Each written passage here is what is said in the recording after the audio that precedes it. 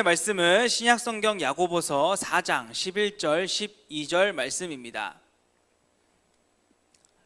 신약성경 야고보서 4장 11절 12절, 제가 가진 성경은 신약 375면에 있습니다. 신약성경 375면에 있는 야고보서 4장 11절 12절 말씀, 우리 함께 한 목소리로 읽도록 하겠습니다. 시작. 형제들아, 서로 비방하지 말라. 형제를 비방하는 자나 형제를 판단하는 자는 곧 율법을 비방하고 율법을 판단하는 것이라. 네가 만일 율법을 판단하면 율법의 준행자가 아니요 재판관이로다. 입법자와 재판관은 오직 한 분이시니 능히 구원하기도 하시며 멸하기도 하시느니라. 너는 누구이기에 이웃을 판단하느냐. 아멘. 제가 요즘 대화를 하면서 가장 조심하는 것 중에 하나가 있다면 바로 꼰대라고 하는 말입니다. 물론 이 꼰대가 되지 않기 위해서 혹시라도 내가 꼰대를 부리고 있는 걸까봐 조심하고 주의하기도 하지만, 사실 정말로 이 꼰대를 조심하는 이유가 있다면 요즘에는 그냥 무슨 말만 하려고 하면은 꼰대라고 꼰대 취급을 하기 때문에 그렇습니다. 그게 아니라 라고 말을 하면은 꼰대네, 그리고 이게 말이죠 라고 말을 하면 꼰대네, 그냥 이런 태도가 싫기 때문이죠. 라고 말하면 사람들은 꼰대네 라고 말을 하는 것입니다. 현대 기독교인들에게 설교가 먹히지 않는 이유 중에 하나도 바로 이런 모든 말하는 행위들을 꼰대로 취급하기 때문입니다. 라고 말을 하면 또 그걸 가지고도 꼰대다 라고 말을 하는 세상이 되었습니다. 꼰대라는 말은 사실 처음엔 나이 많은 남자를 비꼬기 위해서 사용했던 말이지만, 이 말은 자신의 구태의연한 사고방식을 타인에게 강요하는 행위로 변형이 되었고, 최근에는 그냥 그 정확한 뜻도 모른 채 누군가에게 잔소리를 하거나 상대방의 의견, 종교, 상대방의 라이프 스타일에 간섭하는, 참견하는 모든 행위, 강요하는 행위, 그냥 날 좀 내버려 두고 꺼지라고 하는 의미에서 그냥 이 꼰대라는 말이 사용되는 것 같습니다. 좋게 생각하면 자신의 신념, 자신의 의견, 자신의 라이프 스타일을 존중해달라 라고 하는 말로 해석할 수도 있겠지만, 반대로 생각하면은 남이야 그러든 말든 네 갈 길 가라고, 각자 갈 길 가라고 하는 이런 태도는 또 다른 모습의 꼰대짓에 불과합니다. 다원화된 이 세상에서는 할 수만 있다면, 어떻게 해서든 남의 일에는 가능한 간섭하지 말아야 하고, 가능한 남의 일에는 판단하지 말아야 합니다. 누가 무슨 옷을 어떻게 입고 다니든지, 누가 무슨 짓을 하고 다니든지 이건 틀렸다라고, 그건 나쁘다라고 말하는 것은 결국 남을 판단하는 것이고 비판하는 것입니다.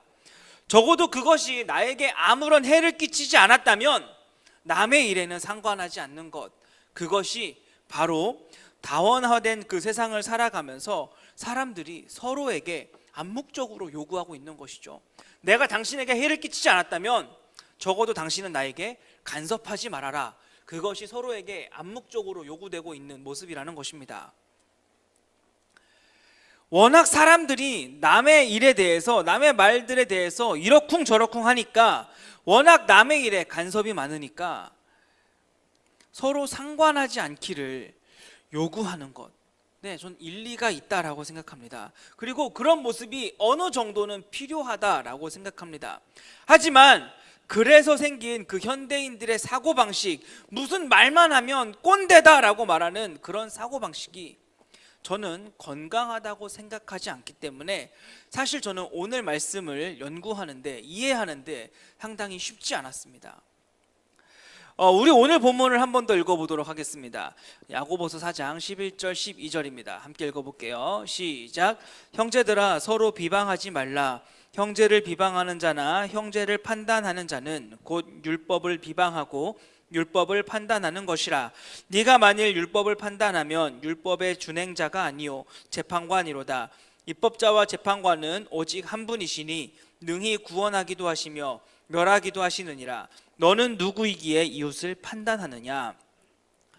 야고보 사도는 오늘 말씀에 형제를 비방하거나 판단하지 말라고 말하면서 형제를 비판하는 것은 율법을 비판하는 것인데, 율법을 비판할 수 있는 자격은 오직 율법의 입법자, 율법의 재판관에게만 있는 것이라서 감히 율법의 준행자들에게는 그럴 수 있는 자격이 없다라고 말하고 있습니다.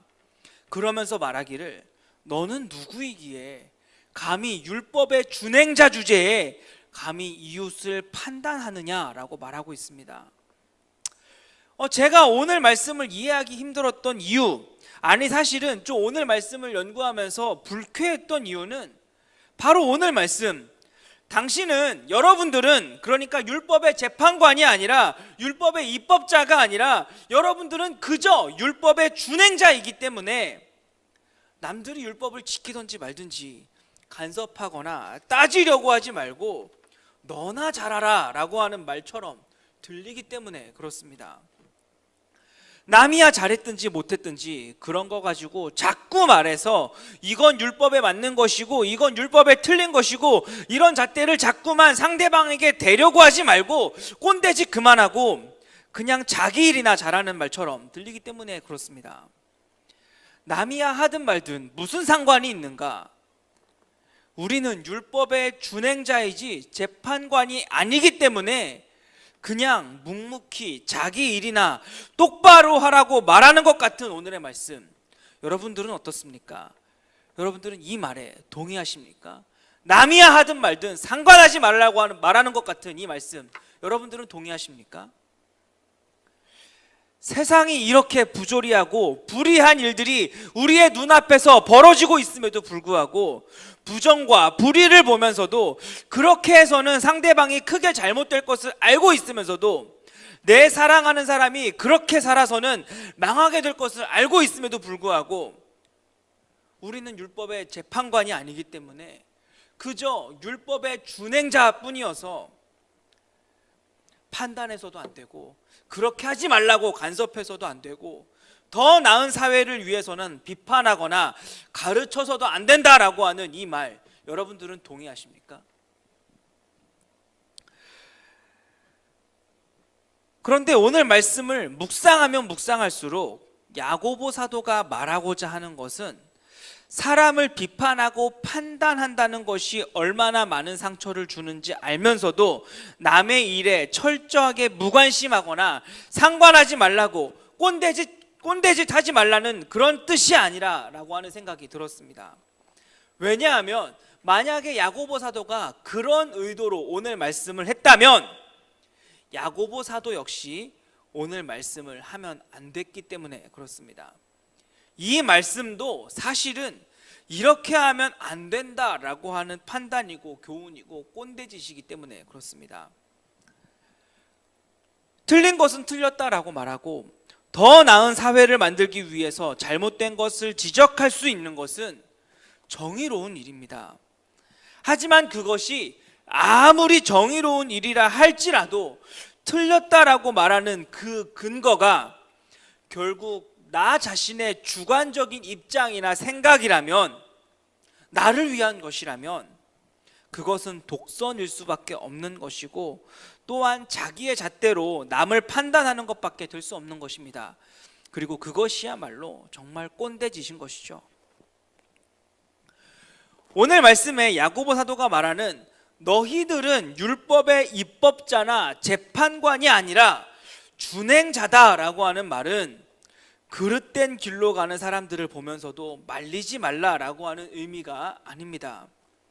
또한 교회가 불의와 부정을 행하고 있는 것을 보면서도 그것은 내가 알 바가 아니니까, 남의 일이니까, 내가 상관할 바가 아니니까, 나는 율법의 준행자일 뿐이니까 하나님이 알아서 재판하실 것이라고, 하나님이 알아서 심판하실 것이라며 상관하지 않거나 예수님을 믿는다고 말하는 사람들이 그 삶에서 결코 그리스도를 영화롭게 하지 않는 모습을 보면서도 그것은 내 일이 아니니까, 내 삶이 아니니까, 하나님께서 알아서 심판하시고 하나님께서 알아서 벌하실 것이라며 내가 간섭할 것이 없겠다라고 생각하고 말하는 것, 그것은 그렇게 건강한 모습도 아니고 오늘 야고보 사도가 말하고자 하는 바가 아니라는 것입니다. 그러니까 이웃을 판단하지 말라라고 하는 오늘의 말씀은 옳고 그름에 대한 모든 판단 자체를 멈추라 라고 하는 말이 아니라는 것입니다. 오늘 말씀을 잘 보면 오늘 말씀에서 금하고 있는 것은 비판이 아니라 비방을 금하고 있습니다. 혹시 여러분들은 비판과 비방의 차이를 알고 계십니까? 비판이라고 하는 말의 사전적 정의는 현상이나 사물의 옳고 그름을 판단하여 밝히거나 잘못된 점을 지적하는 것이다 라고 말하고 있습니다. 그리고 비방이라고 하는 말의 사전적 정의는 남의 잘못이나 결점을 책잡아서 나쁘게 말하는 것입니다.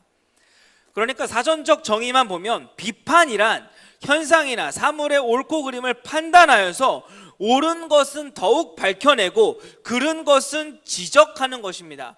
그리고 비방이라 하는 것은 남의 잘못이나 결점을 책잡아서 나쁘게 말하거나 헐뜯는 행위를 비방이라고 합니다. 그러니까 비판은 옳은 것을 드러내기 위해서, 옳은 것을 가려내기 위해서 판단하는 행동이라면, 비방은 잘못된 것을 헐뜯는 행위를 말하는 것입니다. 그냥 이렇게 사전적 정의로만 보면 두 말의 차이가 분명한 것 같은데, 그런데 이게 현실에서는 구분이 상당히 어렵습니다.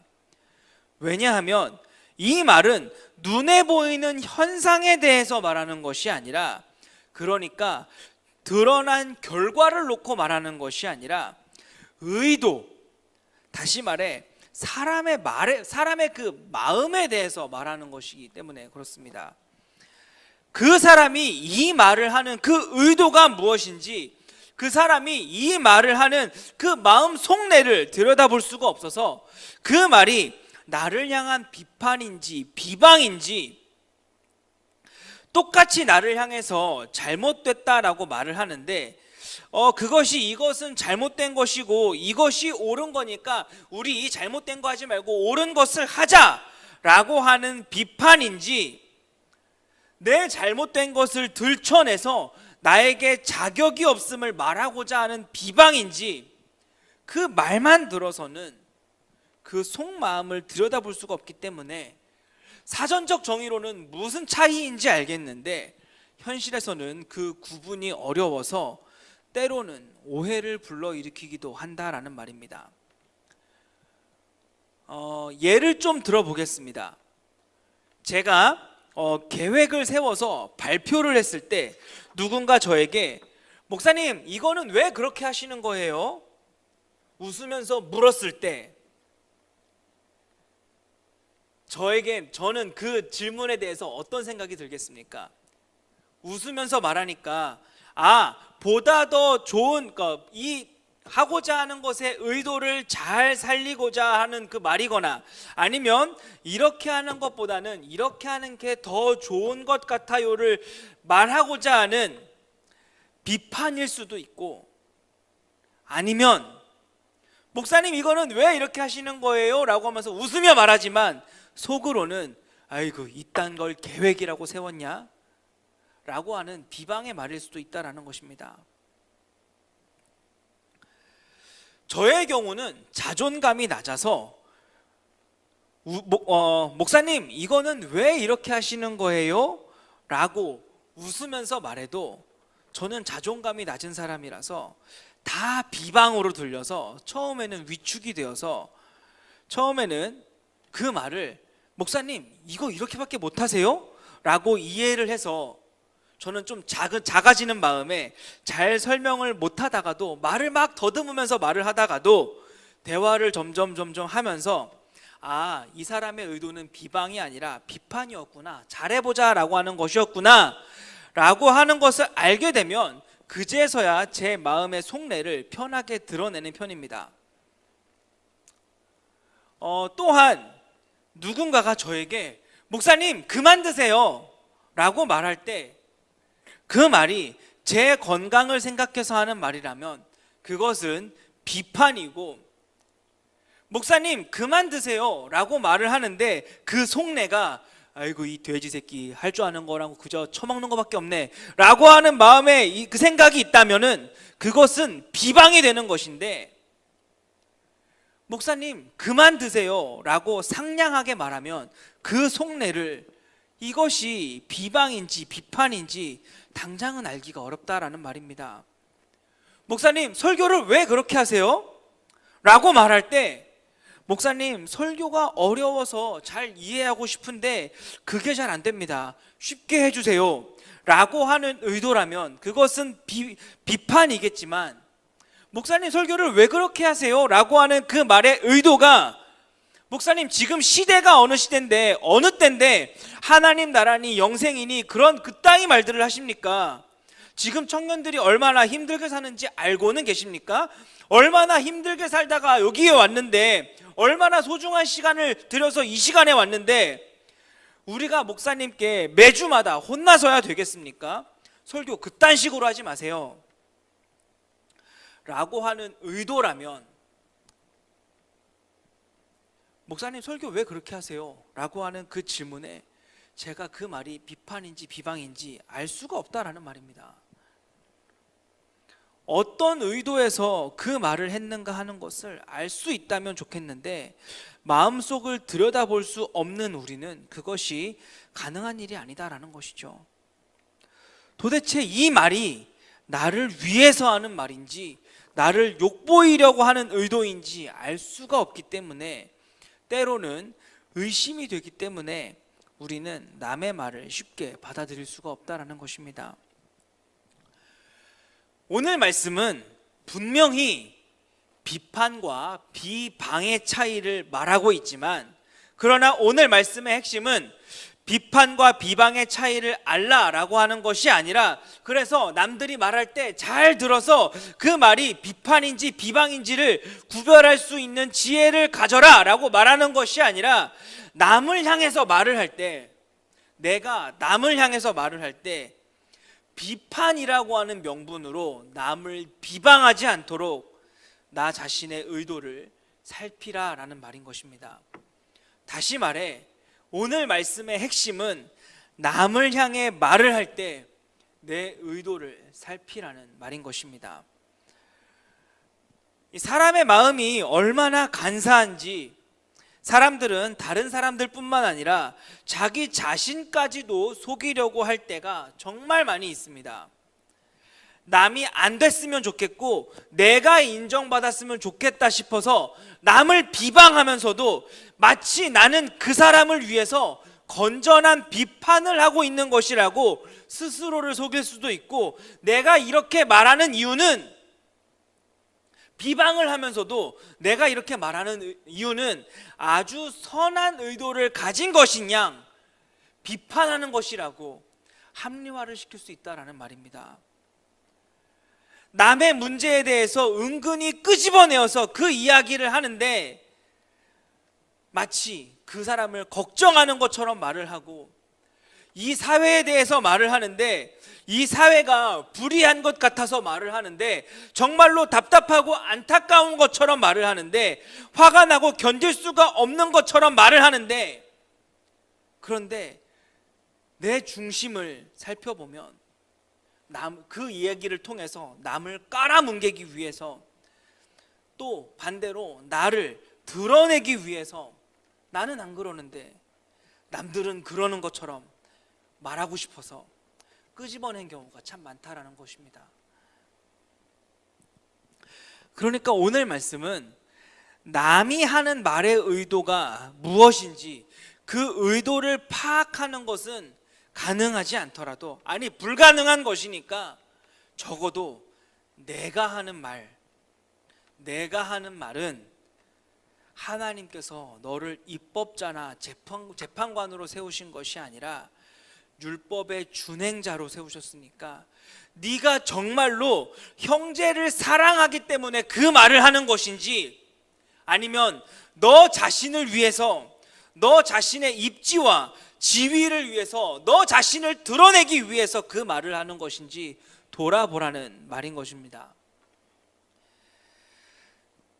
당시에 분쟁이 있어서 서로를 향해 틀렸다라고, 잘못됐다라고 말하는 성도들을 향해 야고보 사도는 비판하지 말라고, 비판하는 것은 나쁘다고 말하는 것이 아니라 비방하지 말라고, 입법자와 재판관은 오직 하나님 한 분이시기 때문에 그 재판관 되신 하나님 앞에서 너희가 하는 말의 모든 의도가 무엇인지를 살펴보라고 하는 말씀인 것입니다.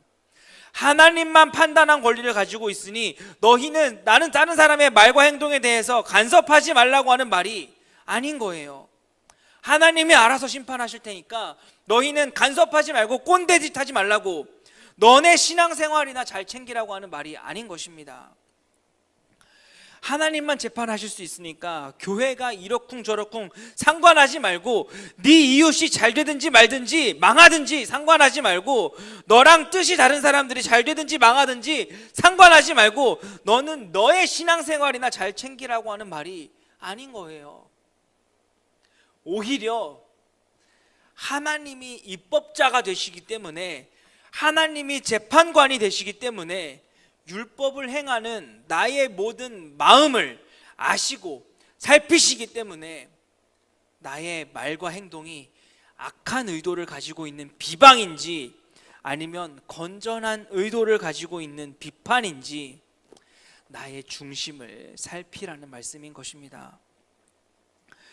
어떤 말로 내 의도를 숨겨도 마치 불쌍해서 말하는 것 같고 그 사람을 위해서 말하는 것 같아도, 마치 그 사람이 잘못되면 안 되는 것처럼 하는 말이라도 하나님은 그 말을 하는 그 말의 중심을 꿰뚫어 보시고 판단하시고, 그래서 어떤 말로도 그 입법자 되신 재판관 되신 하나님 앞에서 합리화할 수 없다라는 말을 하는 것입니다. 내가 다른 사람의 의도를 알 수 없는 것처럼 아무도 내 말의 의도를 알 수가 없는 것입니다. 더군다나 교묘하게 다른 사람을 속이고자 한다면 아무도 절대로 내 말의 의도를 알 수 없습니다. 따라서 비방을 비판처럼 보이게 만드는 일은 그렇게 어려운 일이 아니라는 거예요. 상대방을 위하는 것처럼 말하고, 진리를 위해서 말하는 것처럼 말하고, 정의를 위해서 말하는 것처럼 보이게 만드는 일은 어려운 것이 아니다라는 말입니다. 그래서 야고보 사도는 이렇게 말하는 겁니다. 우리 12절 말씀 같이 한번 좀 읽어볼게요. 12절입니다. 시작. 입법자와 재판관은 오직 한 분이시니 능히 구원하기도 하시며 멸하기도 하시느니라. 너는 누구이기에 이웃을 판단하느냐. 야고보 사도가 오늘 본문에서 말하고자 하는 것을 한마디로 말하자면, 너희는 하나님 앞에 있는 것처럼 행동하라라는 말입니다. 하나님께서 내가 하는 모든 말을 듣고 계시고, 하나님께서 내가 행하는 모든 행동들을 보고 계시며, 하나님께서 내 마음을 읽고 계심을, 내 마음을 읽고 계셔서 법에 따라서 재판하고 계시다라고 하는 사실을 기억하고 말해라 라는 것입니다.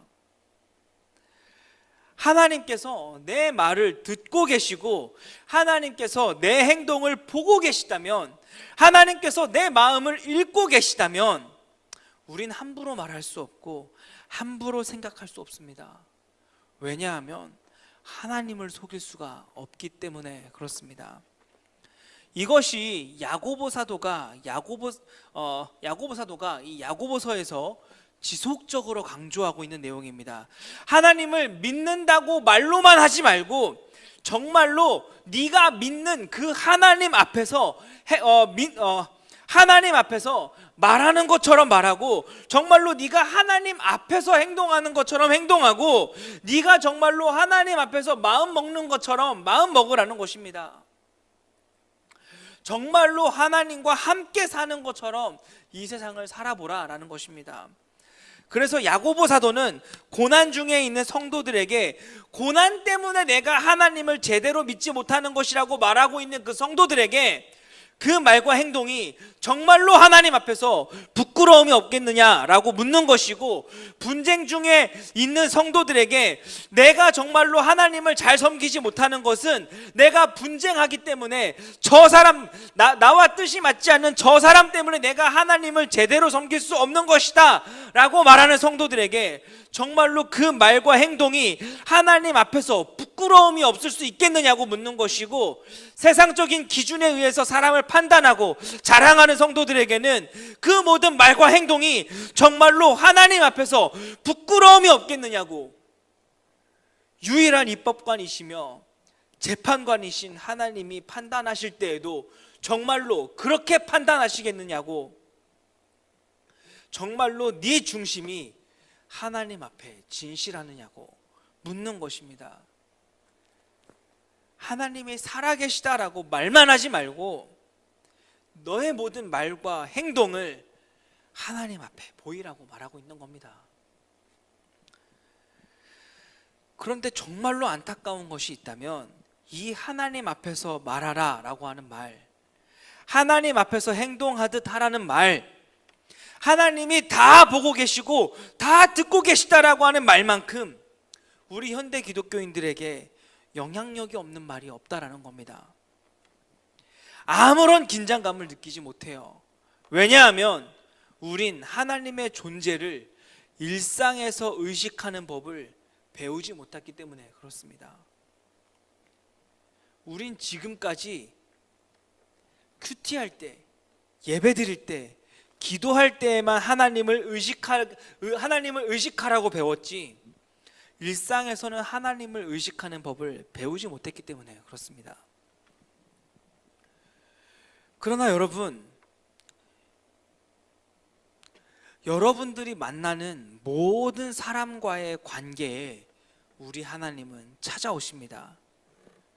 여러분들이 직장 동료와 대화를 할 때에도, 여러분들이 가족들과 대화를 할 때에도, 여러분들이 사랑하는 연인들과 대화를 할 때에도, 여러분들이 학교의 동기들, 선후배들과 대화를 할 때에도, 같은 소그룹원들과 대화를 할 때, 아니면 여러분들이 아무도 알지 못하는 곳에 혼자 있을 때에도 하나님은 그 자리에 찾아오셔서 여러분들의 모든 말과 행동과 그 마음에 생각하는 모든 것들을 들으시고 지켜보시고 입법관과 재판관이 되어서 판단하십니다.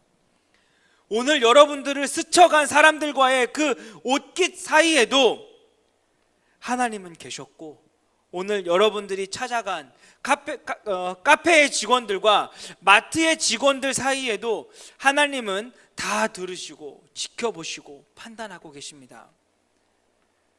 지금 온라인으로 예배를 드리고 있는 여러분들의 모습과 그 행동과 그 마음까지도 하나님은 다 지켜보고 계시고 다 들으시고 다 판단하신다라는 거예요. 왜냐하면 여러분들과 함께 계시기 때문에 그렇습니다.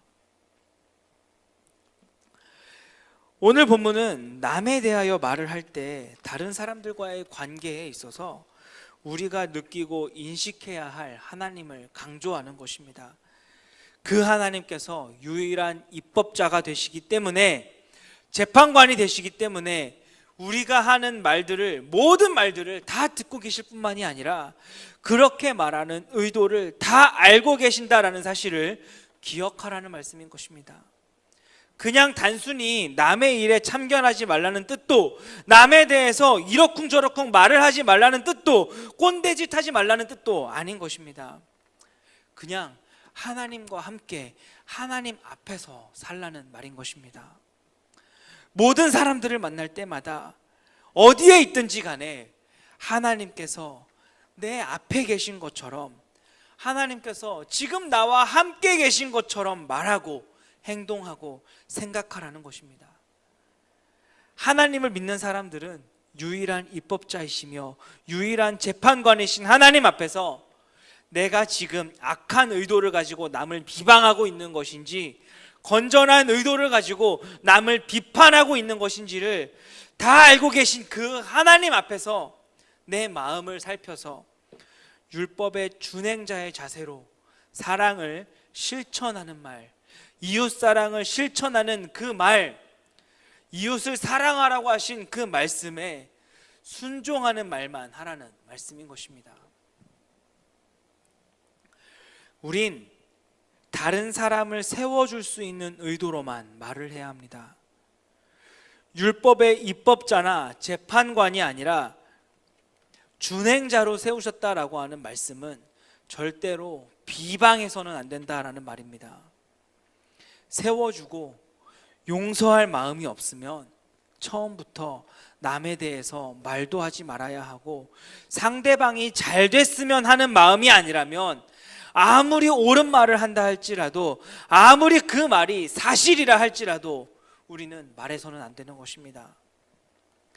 내가 그 사람을 세워주는 뜻이 아니라면, 내가 그를 바르게 세워주어야 한다라고 하는 의미가 아니라면, 내가 틀린 말 하는 게 아니다라고 하더라도, 내가 없는 말 하는 게 아니다라고 하더라도 합리화해서는 안 되는 것입니다.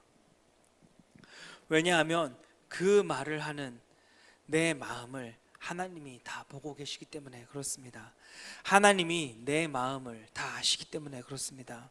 내가 어떤 마음으로 그 말을 하고 있는지, 내가 어떤 의도로 그 말을 하는지 하나님께서 다 보고 계시기 때문에, 하나님께서 다 들으시기 때문에, 하나님께서 그 자리에서 나와 함께하고 계시기 때문에, 하나님이 지금도 나와 함께하고 계시기 때문에 우린 안 되는 것입니다. 하나님께서는 나의 말을 다 듣고 계시고 내 말을 다 아시는 분이십니다.